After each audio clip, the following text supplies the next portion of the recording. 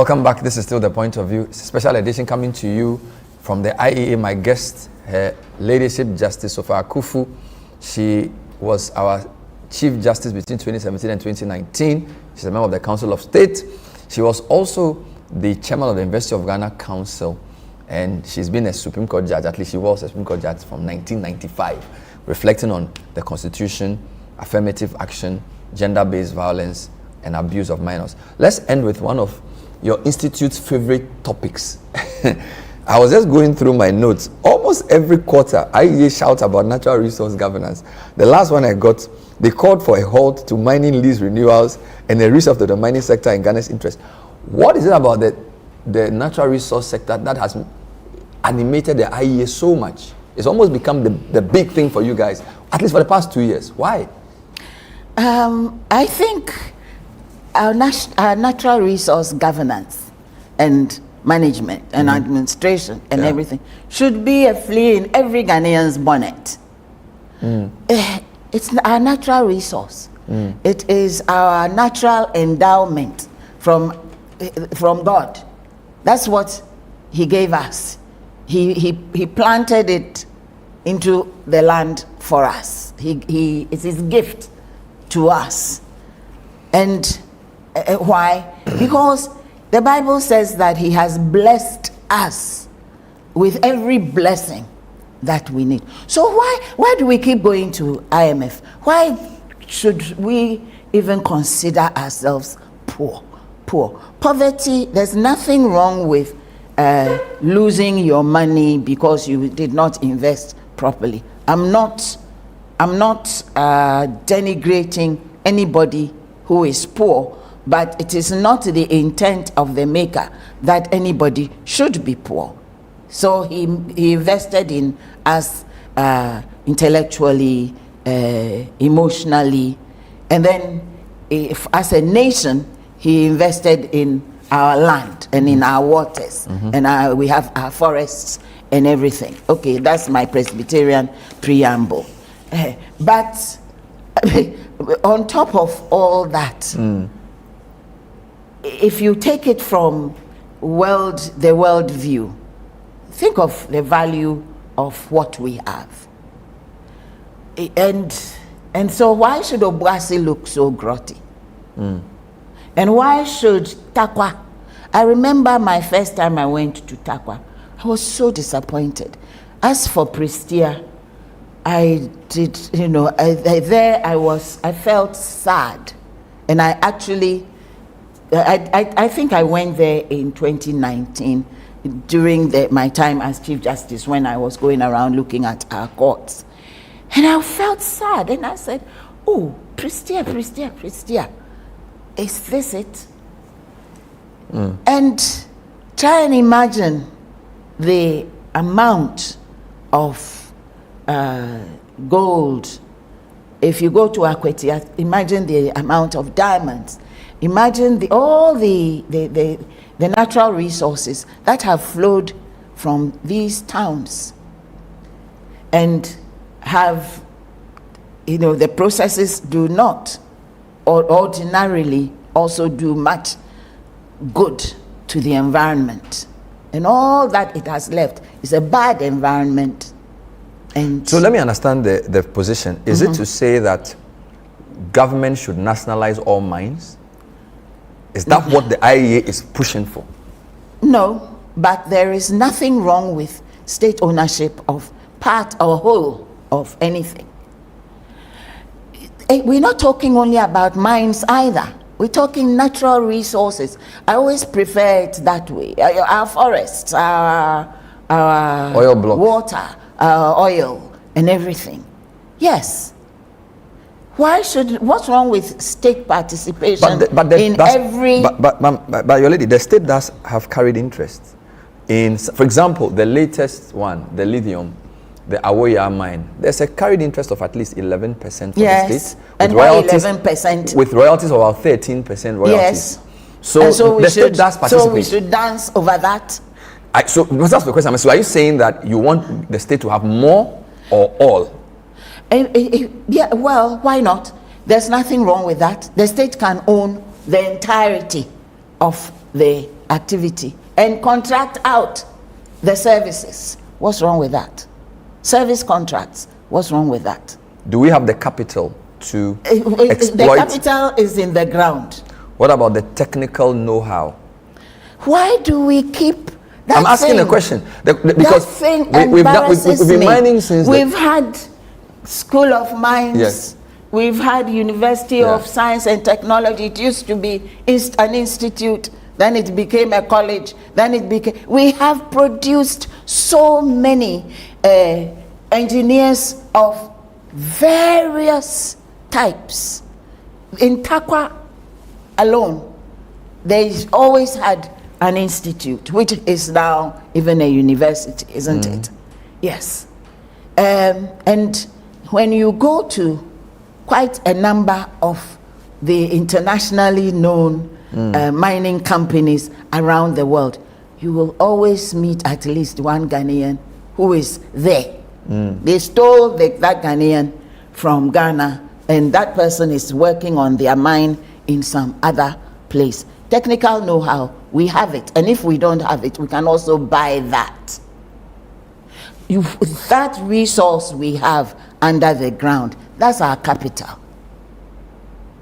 So you think there should be a reimagining of how the relationship between the state and foreign capital deals with our natural resources? Yes, generally. and the state and let's say the state and non-state capital, because that non-state capital can also be Ghanaian capital.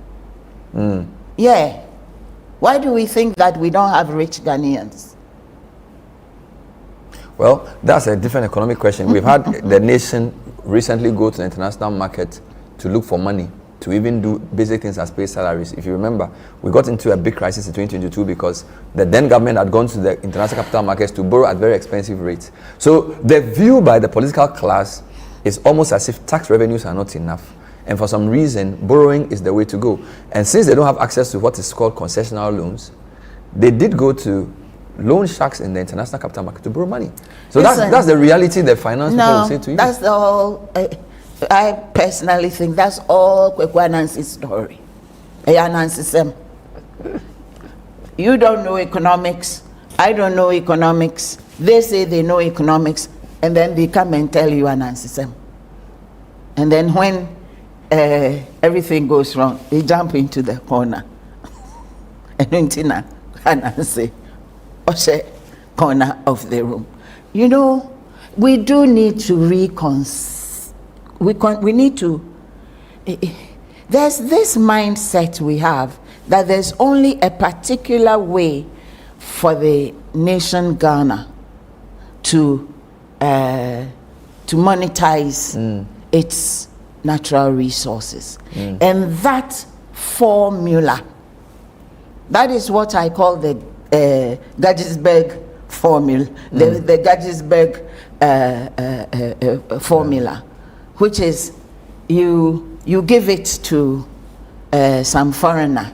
They do all the work, and then they will tell you, okay, this is your share. This is your. They pay you royalties, and then you have a carried interest, which you can. And all that, and all that, and all that. You disagree with that? I disagree with that. But let's give a good case study. As we speak, we discussed the Awoya lithium project in 2023. There was a big discussion about whether the terms were favorable or not. It's been 2 years. Parliament hasn't ratified it. The company initially employed 167 people. 100 of them have gone home.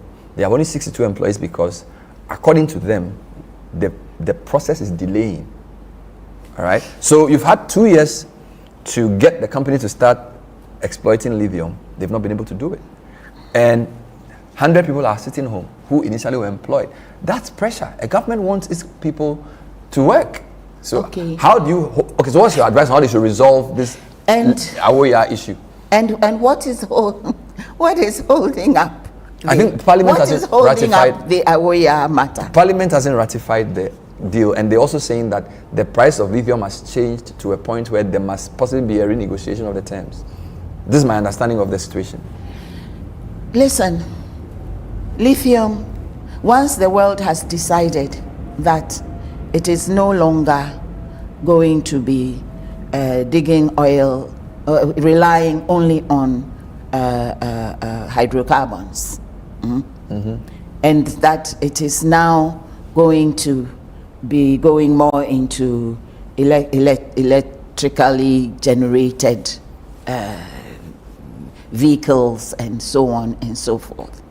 And then lithium is part of what is needed for that. Yes, like gold. Right now, gold is riding high. Some time ago, gold was down there. It's a commodity. So don't let anybody bamboozle us with lithium price and lithium price. That lithium under the ground, are we feeding it? Are we paying rent on it? We're not. Let it remain there. What stops Parliament from doing its due diligence? If right at the beginning, the government plus the mining company had done their homework, basic homework, what does the law of Ghana require? Then they will not have this situation. But they thought they could jump the gun. That's all I have to say. Let's talk about Galamsey. Last week there was a big issue in the Esutifin North area where the commander of the National Anti-Galamsey Task Force was nearly lynched by 600 community members in a town near Hwidiam. It took essentially reinforcement of police to save him. What is your general assessment of this government's fight against Galamsey and the way it appears to have become intractable? Well, you know, Galamsey did not become intractable in 2025. Galamsey became intractable quite a long time ago. And we've been playing games around it. We've been dancing around it. And it has become a political issue till it has reached a time when it has grown so many teeth and fangs that it is killing and poisoning people, everybody. So I'm not in a position to evaluate what the government is doing, nor am I even in a position to advise the government what to do to curtail Galamsey. But the point is that it's about time that Ghanaians also woke up and stopped being childish, and in the communities where Galamsey is going on, for there to be grown-ups getting up and deciding that enough is enough. We cannot continue to pollute our waters, and we cannot continue to be poisoning our land and our produce, our agricultural produce, with poisons because of irresponsible exploitation of the land. A gift from God, we have used it to poison ourselves. That's wrong. Do you believe, or do you agree with those who say the government needs to declare a state of emergency in Galamsey areas? Civil society groups, some believe this, media coalition. I believe that there should be a moratorium on every form of mining till we sort ourselves out. Because whether it's legal mining, whether it's illegal mining, whatever is a small-scale mining, and whatever is Galamsey, and so on and so forth, this quest to mine our resources has gone out of hand.